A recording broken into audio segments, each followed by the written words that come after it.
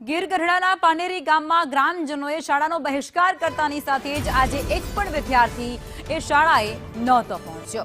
વાલીઓએ શાળાના જે પ્રિન્સિપલ છે તેમને પણ રજૂઆત કરી હતી અને આ મુદ્દો અત્યારે ખૂબ જ ગરમાઈ ચૂક્યો છે, કારણ કે વાલીઓએ શાળાના પ્રિન્સિપાલની કામગીરી સામે સવાલો ઉઠાવ્યા છે અને તેમના કારણે શિક્ષણનું સ્તર એ ઘટી રહ્યા હોવાના પણ આક્ષેપો મૂક્યા છે। ગ્રામજનોએ એસએમસીની બેઠક નિયમિત ન બોલાવાતી હોવાની પણ સાથે જ પ્રિન્સિપાલ દ્વારા મનમાની કરવામાં આવતી હોવાની ફરિયાદ કરી છે।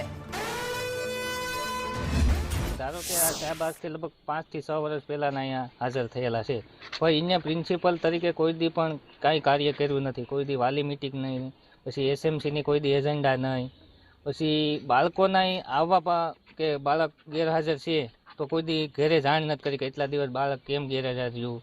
એટલે પ્રિન્સિપાલ તરીકેની એને એકય ફરજ નિભાવી નથી।